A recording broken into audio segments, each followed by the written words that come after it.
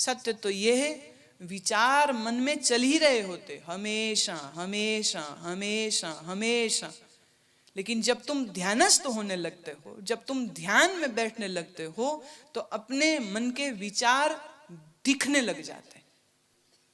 आ नहीं गए, कोई नए नहीं ख्याल आ गए, ख्याल थे, दिख नहीं रहे थे।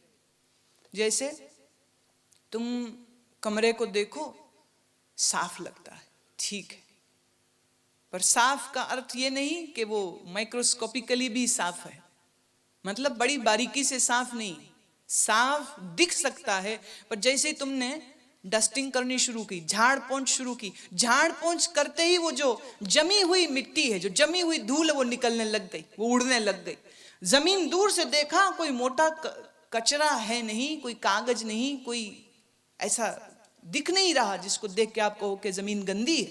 पर जैसे ही तुमने झाड़ू लगाना शुरू किया, तो जमीन पर जमी हुई धूल भी उड़ने लग गई। इसलिए जब झाड़ू लगता है तो धूल का एक गुबार बन जाता है। अगर तुम देख सको तो वो धूल का गुबार होता, वो गुबार परेशान करता है।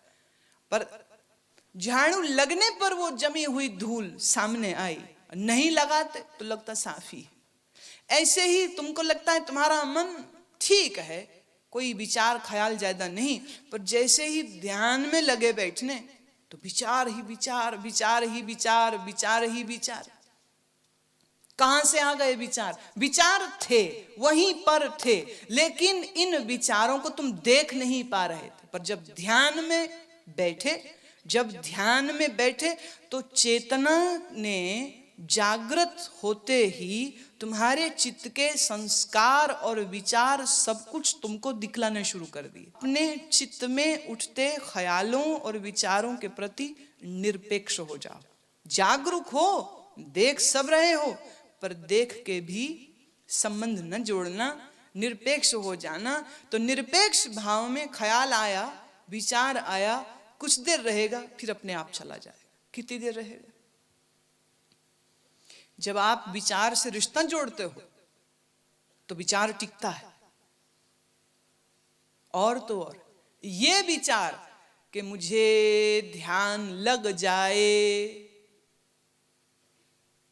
दुनिया का नहीं, दुनिया का ख्याल नहीं, ये ख्याल भी अगर तुम्हारे चित्त में चलता रहा, मेरा ध्यान लग जाए, मेरा ध्यान टिक जाए, मेरे मन को आनंद हो, अगर ये ख्याल भी तुम्हारे चित्त में चला तो भी तुम ध्यान से दूर हो गए। थोड़ी सी इसमें टेढ़ी बात है। टेढ़ी बात ये कि तुम ध्यान में बैठ तो इसीलिए रहे हो कि आनंद हो, पर अगर तुम आनंद की इच्छा लेके ध्यान में बैठे तो नहीं होगा। मन को तुम होश से देख सको इसीलिए बैठे हो कि मन टिके। पर अगर तुम इस जिद पे अड़ जाओ कि मन टिकना ही चाहिए, तब गड़बड़, अब नहीं टिकेगा, क्योंकि यही ख्याल तुमको परेशान अब करेगा। काम करना पड़ता है, काम करना पड़ता है। इसी काम को अध्यात्म की भाषा में साधना बोलते हैं। साधना करनी पड़ती, कुछ प्राप्ति करने के लिए साधना करनी पड़ती। और साधना करने के लिए एक बहुत जरूरी चीज ये फिर दोहरा रही हूं, आचरण व्यवहार के प्रति होशमंद रहना भी तुम्हारी साधना का ही एक हिस्सा होना चाहिए और है। एक, तुम किसी को जानबूझ के चोट न पहुंचाओ। अगर तुम पहुंचाते हो तो फिर कहूंगी तुमसे नालायक और कौन हो सकता है। अरे जिसको मालूम नहीं, समझ नहीं, ज्ञान नहीं, सत्संग नहीं सुना, ऐसा आदमी किसी को दुख देना चलता है, पशु ही है। सच तो यह बिना सत्संग के पशु ही है, चाहे शरीर आदमी का हो, जानवर ही। जानवर से क्या नाराजगी होनी? अब कुत्ता किसी को काट जाए, गली में घूमता आवारा कुत्ता किसी को काट जाए, तो तुम कुत्ते को मार थोड़ी दोगे, तुम कहोगे जानवर है। कभी कभी घर का पालतू जानवर भी काट जाता है, अपने घर का पाला हुआ जानवर भी काट जाता है। उसको गुस्सा आया, उसने मालिक को दे काट दिया, पर मालिक को काट दिया है तो बेचारा बाद में दुखी भी हो जाएगा, पूंछ भी हिलाएगा, चाटेगा भी कि भाई अब मारना मत। गलती हो गई, जानवर भी समझ जाता है कि गलती हो गई, पर कोई कोई आदमी ऐसे जानवर हैं कि गलती करके भी नहीं समझते। बात समझ रहे हो मैं क्या कह रही हूं? कुछ जानवर ऐसे हैं जो समझ जाते हैं कि उन्होंने कुछ गलत कर दिया। एक बार किसी के घर में थी, उन्होंने पमेरियन, व्हाइट पमेरियन, सफेद जिसकी जत होती है ऐसा वो कुत्ता घर में रखा था। बड़ा ट्रेंड, बहुत ट्रेंड, बॉल फेंके वो बॉल उठा के लाए, इतना ट्रेंड, इतना ट्रेंड। आर्मी वाले का है, आर्मी वाले का कुत्ता था। कुत्ते को इतना ट्रेंड कर रखा है कि कोठी के गेट पर अखबार आए तो वो मुंह में अखबार उठा के भी लेके आए, गेंद भी लाए। मेरे बचपन की बात है, आर्मी के कैंट एरिया में रुके थे। शरीर होगा कोई 12-1 साल का होगा। एक उनकी लड़की थी, मेजर की लड़की थी, मेरे से छोटी। तो वो बाग में खेलने के लिए चले गए, तो वो बॉल फेंके, और वो बॉल फेंके और वो बॉल लेके आए। मैंने कहा हम क्या खेले, तुम अपने कुत्ते से खेल रहे हो, हम क्या खेले? तो फिर उसने कहा कि अब इनको देना बॉल, और देखिए उसकी समझ, वो मेरे पास लेके आए। तो वो नाम लेके बोले कि अब मेरे दे तो उसके दे, जब बोले बॉल उसको दे तो वो मेरे पास ले आए। इतनी समझ, इतनी जानवर को। बोले बैठ तो बैठ जाए, बोले खड़ा हो तो 2 पैर पे वो यूं हाथ कर, बोले नमस्ते करो तो 2 हाथ अपने अगले पंजे दोनों जोड़ दे, नमस्ते भी कर, हेलो करो हाथ बढ़ा दे, हेलो भी कर दे। कितना ट्रेंड। पर एक दिन मेजर को ही काट दिया उसने। ट्रेंड इतना, ट्रेंड इतना, सब काम करे, पर एक दिन मेजर को काट दिया। काट तो लिया इसने, पर फिर पूंछ हिलाए और पैर चाटे, और रोने की जैसे आवाज निकलती है आदमी के, ऐसे उसकी आवाज निकले कि अब मुझे ये मारेगा नहीं तो। मुझे आज भी याद है कि सब लोग घर के बहुत डर गए कि आज तो कुत्ते को या तो गोली मार देंगे या इसकी बहुत पिटाई होने वाली। अरे मालिक को काट दिया, जिसने ट्रेंड किया उसको काट दिया। पहली बार ऐसा हुआ था। जहां उसने काटा वो वहां दवा वगैरह लगा रहे हैं, गुस्सा तो आ रहा है, पर इस जानवर का जब ये व्यवहार देखा, उसका रोने जैसी आवाज निकलनी, उसका पूंछ हिलाना, उसके पैर चाटना। मेजर बहुत खड़के दड़के वाला आदमी था यूं, पर जानवर का ये व्यवहार देख के वो जाके उसके सर को लगा सहलाने, उसका नाम ले लेके कि कोई बात नहीं, कोई बात नहीं, कोई बात नहीं, तो रो मत। एक जानवर, तो मैं इसे अब जानवर कहूं कि आदमी कहूं? आदमी की संगत में रह के वो ये भी सीख गया है कि मालिक को काट मत, काट जाए तो माफी मांग। बोल तो नहीं सकता आई एम सॉरी, पर अपने व्यवहार से बता रहा है।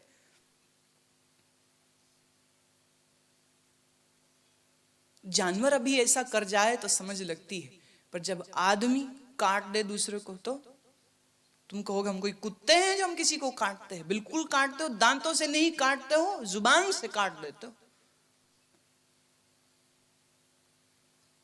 दांतों से थोड़ी काटो, नाखूनों से थोड़ी मारोगे, दांतों से थोड़ी काटोगे।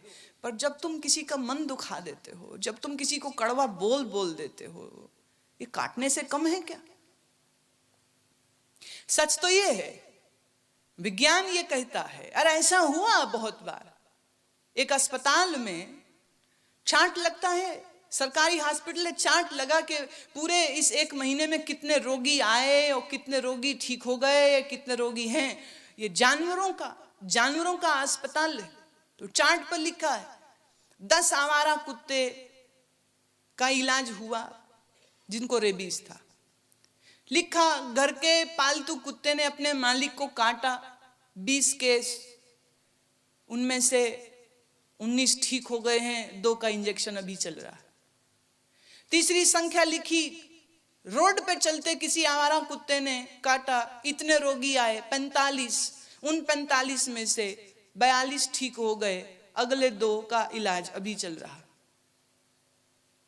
और चौथे क्रमांक में लिखा, एक आदमी ने आदमी को काटा, जहर से मर गए। एक आदमी ने आदमी को काटा। आदमी के काटने पर भी तो सेप्टिक हो सकता है। जानवर काटे तो रेबीज है, इंजेक्शन है। आदमी आदमी को काटे तो, अरे शरीर से न भी मरा, मर भी गया, इतना मायने नहीं रखता है। पर मायने ये रखता है कि जानवरों के अस्पताल में आदमी ने आदमी को काटा, ये सूची में लिखा हुआ हो तो वह आदमी रह कहां से गया? जानवर ही तो है। फिर मनुष्य हैं, मनुष्य की प्रतिभा और मनुष्य के गुणों के साथ मनुष्य होइए आप। और मनुष्य का सबसे पहला, बिल्कुल पहला पहला काम तो ये, खुद भी प्रसन्नचित्त रहे, दूसरों को भी प्रसन्नता दे। खुद भी प्रेम से अपने हृदय को भरे, दूसरों को भी प्रेम दे। खुद के भी जीवन को खुशियों से भरे, दूसरों को भी प्रसन्न रखे। और अगर तुम इतना भी ना कर सको तो तुम्हारा इतने दूर से चल के यहां आश्रम तक पहुंचना क्या व्यर्थ नहीं? फिर क्या व्यर्थ नहीं?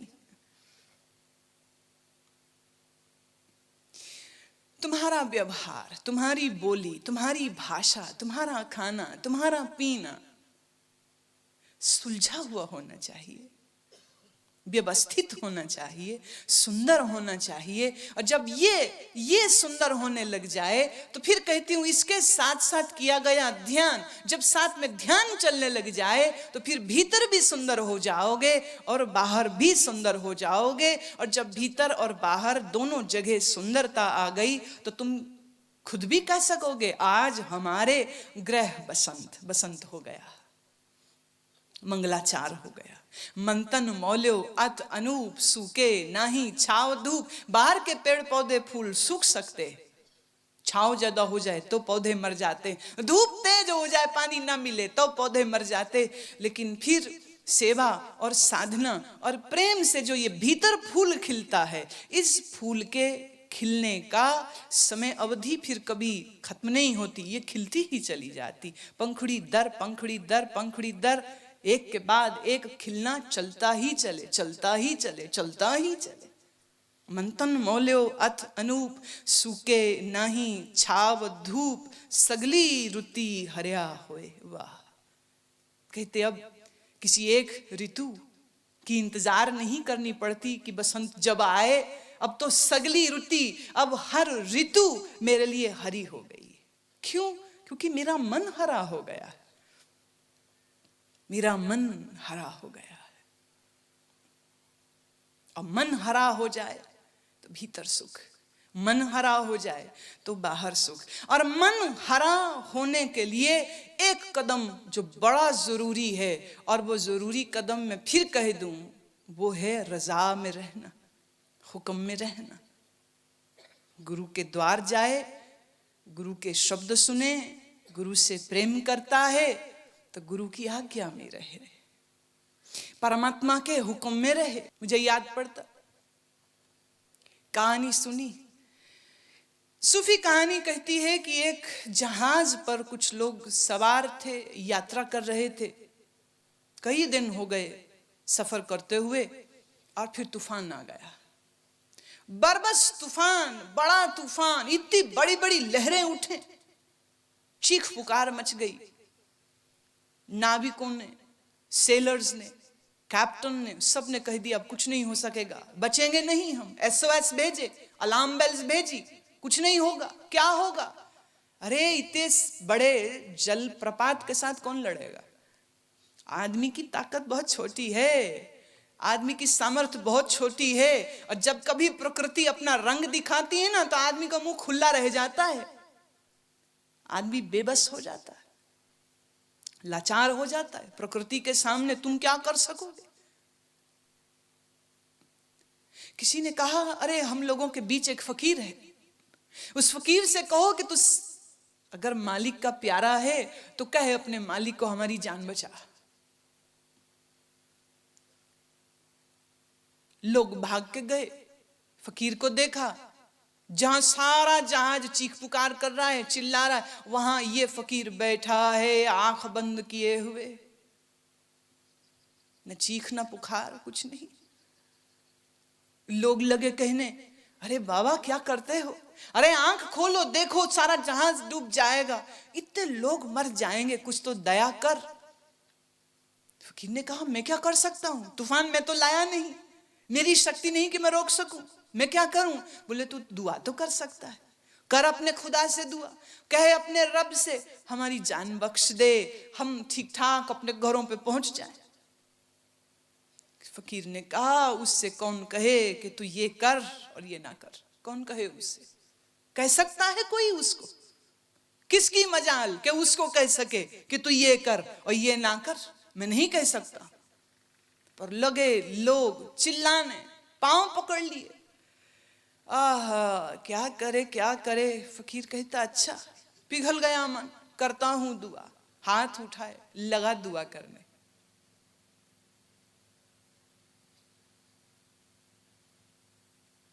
जैसी तुम इंतजार कर रहे हो कि मैं कहूंगी, मैं बिल्कुल वही बात कह रही हूं। दुआ की फकीर ने, तूफान थम गया, थम गया तूफान। सब लोग बड़े खुश, देखा परमात्मा की शक्ति को, देखा परमात्मा के बंदे की शक्ति को। उसने दुआ की, तूफान रुक गया, चमत्कार हो गया, miracle has happened, wondrous miracle has happened. फकीर वापिस अपने जहाज के उस कमरे में चला गया और द्वार बंद करके वापिस अपने ध्यान में फिर लगा बैठने, पर ध्यान नहीं हो रहा। जो आनंद हो रहा था उसको तूफान के चलते समय में भी वो आनंद नहीं हो रहा। मन नहीं टिक रहा, भटक रहा मन, दुखी, क्लेशित, परेशान। समझना लगी क्या हो गया। अरे उसका मन तो कहीं भगता नहीं था, अब मन है कि लगता नहीं। उसका मन था कि कहीं हिलता नहीं था, अब है कि मन टिकता नहीं। हालत तो ये हो गई कि जिस मंत्र को वो सारी जिंदगी करता रहा, वो मंत्र शुरू करे और बीच में भूल जाए। जिस वजीफे को पढ़ता था वो वजीफा भूल गया, मंत्र नहीं याद कर सके, ठीक से बोल ना पाए। यात्रा पूरी हुई, अपने गुरु के पास, अपने मुर्शद के पास गया, जहाज का सारा वाकया सुनाया कि तूफान तो थमा, तूफान तो थम गया, सब कुछ ठीक हो गया। लोगों ने खुदा की इस करामात को देखा, खुदा के बंदों की दुआ की करामात को देखा, पर जब से ये हुआ है मेरा मन टिक नहीं रहा। मेरे पीरो मुर्शिद बता क्या हुआ, क्या हो गया है। मुर्शिद ने कहा, रब तो एक ही है, रब एक ही रहेगा, और तू रब बन गया था। तूफान उसकी मर्जी से आया था। जो बंदे जहाज पर सवार थे उनमें तू भी शामिल था। तुम सबके वक्त पूरे हो चुके थे, तुम सबका इस दुनिया से कूच करना जरूरी था। वो वक्त था, जाने का वक्त था। और तुम्हारे जिस्म जब समंदर की उन गहराइयों में जाते तो वहां बैठी मछलियां और दूसरे जल के जीव उन जिस्मों को खाते, उनके पेट की भूख दूर होती। ये कुदरत का कानून था, ऐसा होना चाहिए था, लेकिन तुमने उसकी मर्जी में अपनी मर्जी जोड़ दी।